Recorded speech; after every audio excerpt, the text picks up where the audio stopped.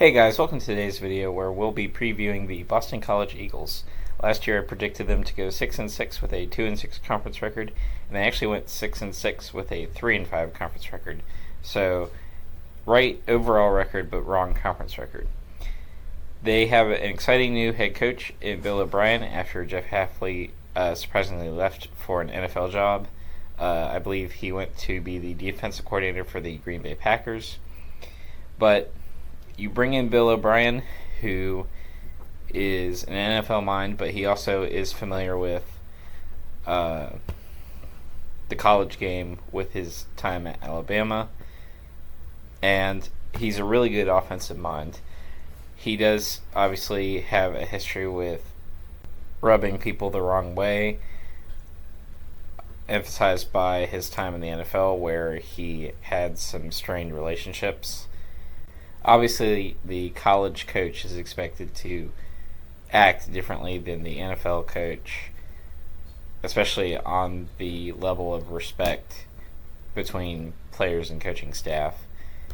And so I think Bill O'Brien can succeed as a head coach in college. So let's get into key departures. Wide receiver Joseph Griffin Jr., Tajee Johnson, they both leave. Quarterback CJ Clinkscales and Jason Scott, they are both gone as well.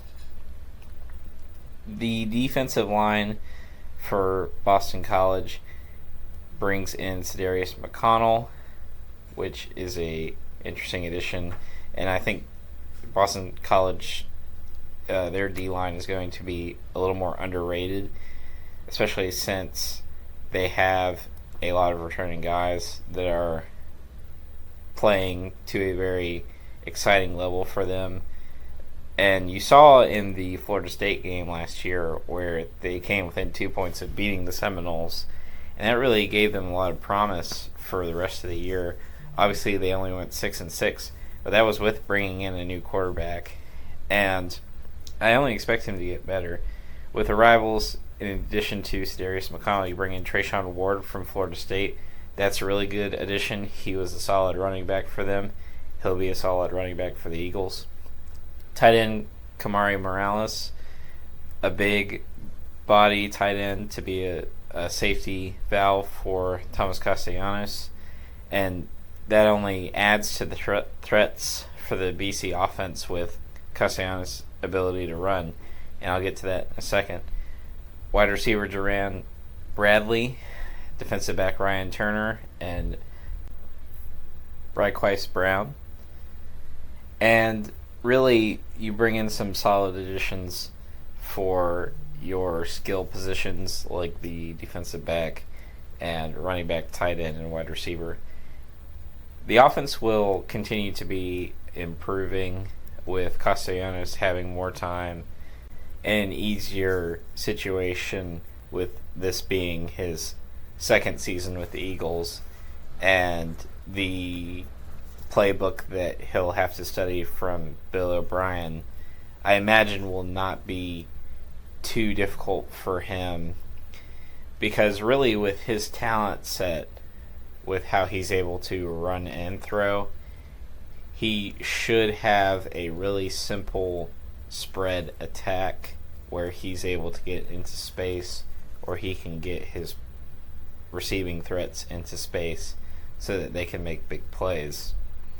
And speaking of Castellanos' ability to run, he had 1,000 yards rushing last season, which is incredible considering that only 6 players in the ACC had 1,000 yards rushing, and they were Amarian Hampton, Jawar Jordan, Thomas Castellanos, of course, LaQuint Allen, and Jamal Haynes. Phil Maffa just missed out on that list. If you saw the post on my Instagram page, he missed it by 35 yards, which is very unfortunate for him. But I'll expect Phil Maffa to probably get 1,000 yards this year with how much they'll be relying on him and how good the offensive line is. But I digress. I really think that Castellanos is going to have a much improved season with the Eagles by limiting his turnovers and utilizing his dual threat ability, and especially since Bill O'Brien is going to have to scheme up and game plan for a lot of tough and interesting matchups this season. BC has a difficult schedule, but not the worst. It's not a situation like Florida, who, if you're familiar with their schedule, has the toughest schedule in all of college football this year, where they have something ridiculous like 8 ranked opponents from the preseason poll in their schedule. But I do have linebacker and safety concerns. You lost a little bit there from last year, and what you lost wasn't exactly great. So looking to see how the core of that defense in the back end stands up to some of the better opponents that you face will be interesting to see. And it's difficult for Boston College because you start with a really tough opponent. You don't really have a tune-up game. And we'll see how you do in that first game. I almost want to say that Boston College gets somewhat of a pass on their first game with these concerns because of who they're playing. And since I'm on that topic, let's go ahead and get into the schedule. You start off week 1 with Florida State.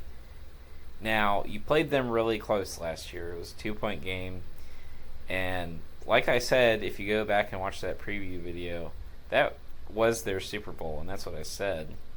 And that they would have a pretty good game against Florida State. If you bring that same energy, I think you have a decent chance of beating them.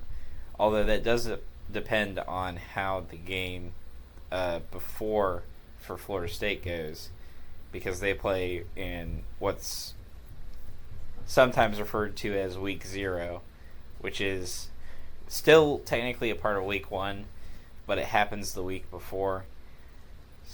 They play Georgia Tech and Ireland in that game, which who knows how that goes, but they'll play you on Monday, and you'll be a little rusty, obviously.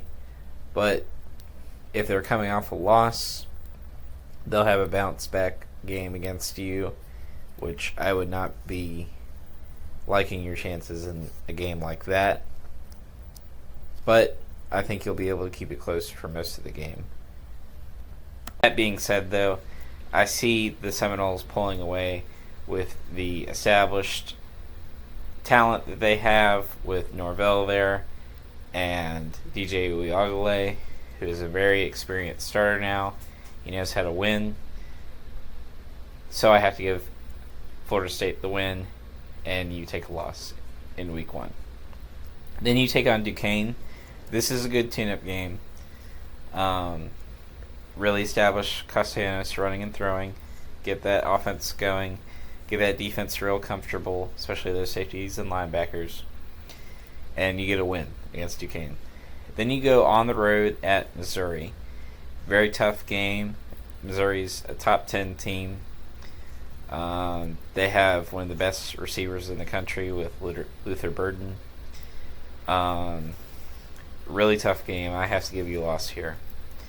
Missouri just looked really good last year. I think they're going to be really good this year. With the SEC and the way it's stacked, things fall the right way for Missouri. Maybe SEC championship game, who knows? The SEC is going to be very interesting this year with Tennessee in contention. Who knows what we're going to get from Alabama? Georgia, obviously. Missouri is in there. Texas, another good team. But I digress. This is not a SEC video. This is an ACC channel. But a loss to the Missouri Tigers. Then you take on Michigan State. They've kind of been in turmoil ever since Mark D'Antonio left, and they were in a little bit of turmoil even when Mark D'Antonio was there at the tail end of his career. But Michigan State, not really as good as they used to be. I'll give you the win. Then you take on Western Kentucky. This game kind of reminds me of the Northern Illinois game, which I warned you about last year, but obviously we saw how that went. But I'll give you the win again. I will say, though, BC needs to just take care of games like this. That's how BC will get better, be consistently better in win totals, recruiting, everything. Winning games that you are absolutely supposed to win based on the pundits, the FPI, polls, writers, everything. If you win games like that, you start to establish a culture. Then after that, you take on Virginia. And Virginia's a very capable team. If you saw the Virginia preview, you saw that they had a lot of very close games, but they couldn't finish them. So I expect this game to be close. Perhaps Virginia finishes a lot better this year at the end of the games than they did last year. But so far as I know, I don't think that'll be the case. I think Colandrea will be improved from last year from what we saw, but not enough to beat the Eagles. I'll give you the win. Then you have your bye week, and you go on the road to Virginia Tech. They're in contention for the ACC Championship this year. I think it's a tough place to go, with Lane Stadium being one of the loudest stadiums in the ACC. I think they're going to be really hyped for this game, because at this point you'll be 4-2, which is decent. And I think you take a loss. I think Kyron Jones and that rushing attack does a little bit more than Castellanos. And Castellanos probably has a turnover or two in this game with the crowd rattling him a bit. And you take a loss to the Hokies. Then you take on Louisville at home. I think this is going to be your signature win of the season. I think this is going to show that Bill O'Brien was the right hire and that he is going to build something really special at Boston College. And beating Louisville, who may or may not be ranked at this point, but will have the prestige of being the runner-up from last year. So a good program to beat in the conference. It will be a good win for BC and for Bill O'Brien. Then you have your bye week, and then you take on Syracuse. I think this will be an interesting offensive matchup with Fran Brown being the first-year head coach at Syracuse and Bill O'Brien being the first-year head coach at Boston College. I hope this turns into a really, really good, intense ACC rivalry up in the north. Additionally, you have Kyle McCord versus Castellanos. So that's another element to this whole matchup. Since you're at home, I will give you the win because, as you know, the hardest thing in college football to do is go and win on the road. And since they're both first-year head coaches, there's no real advantage there. Kyle McCord, it is his first year at Syracuse. Castellanos, it's his second year. It is a new offense with Bill O'Brien, but you're at home. That's the main advantage, so I'll give you the win. Then you go on the road at SMU. I think this is a loss. I think that passing attack with Preston Stone and all the receivers that they're bringing back and those running backs that they can rely on that are consistently good will be too much for BC. And it's a really long way to go for them. You have to go to SMU, so a loss. Then you play UNC.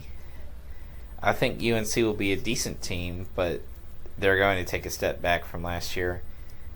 And last year they weren't really that special. I mean, Drake May was good, but they weren't as good as the year before. And so they take a step back with Max Johnson under center. Amarian Hampton is still a solid running back for them, and he will have his moments, and probably will against BC. He'll probably keep them in the game for about 3 quarters, and then the Eagles will probably pull away in the fourth, or the second half of the fourth, and you will get the win against the Tar Heels at home. And then you take on Pittsburgh at the end of the year, who was one of the teams I really missed on last year. I predicted them to go 9-3, and they stunk it up. But I think they will be somewhat improved, although not improved enough to make a bowl game or beat the Eagles. I think you get a win against Pittsburgh. So I have you going 8-4 with a 5-3 conference record, which is a really good season for Bill O'Brien in his first year. And I want to thank you guys for watching, and I'll see you in the next video.